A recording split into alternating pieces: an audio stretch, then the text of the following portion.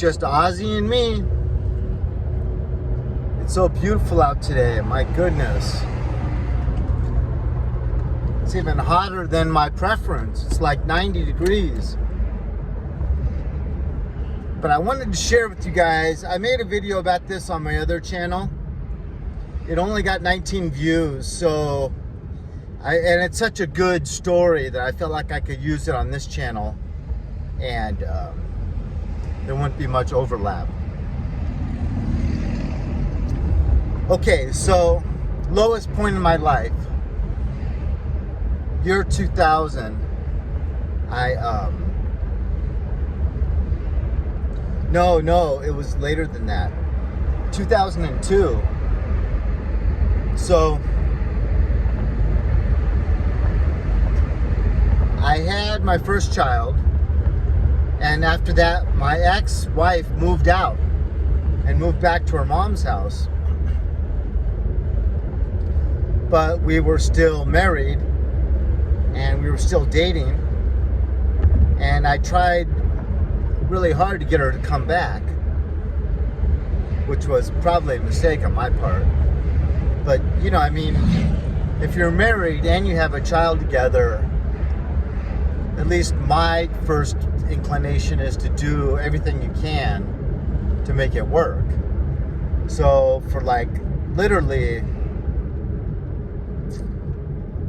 a long time, I tried to get her to come back, and then she tells me she's pregnant. And it was like hard to understand because we had already been separated for 2 or 3 months without really seeing each other. But we were together like the last night before she beat feet. And so, okay.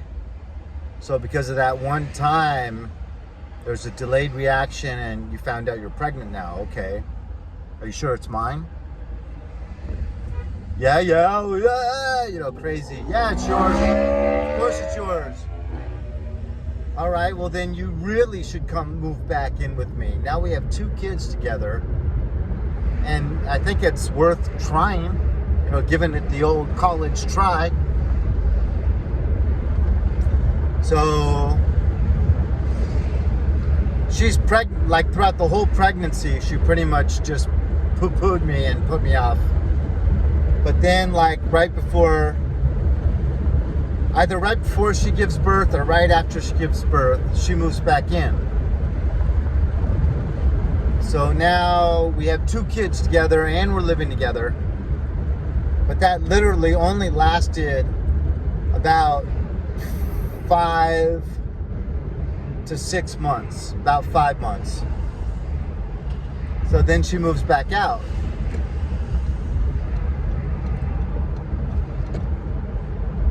So now we have 2 kids together and we're not living together.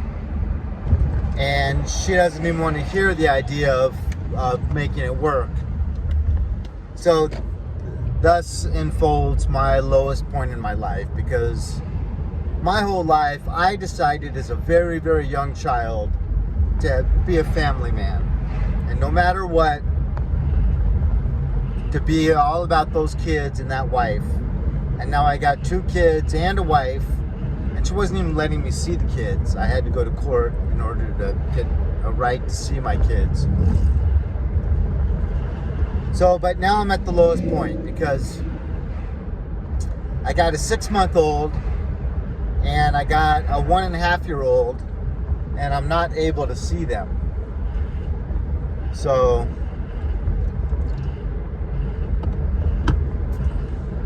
I went backpacking. But I'm at my lowest point in my life. And the first night, this is only like the second or third time I'd ever gone backpacking. I wasn't really that knowledgeable about all the stuff with backpacking. So I'm up at Mount Whitney, and some serious clouds start rolling in. And I didn't really know about the real threat of lightning the way it is. And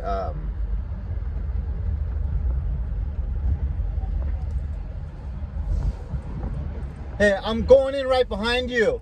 Do you mind if I park behind you for the shade? Okay.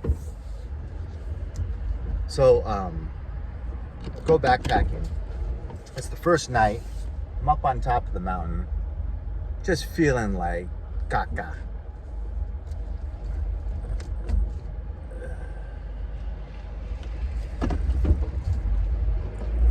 And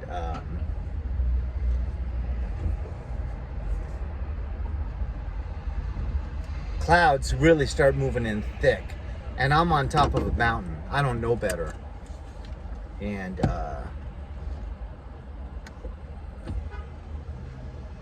I got the fire started. It's like twilight time, and it starts raining.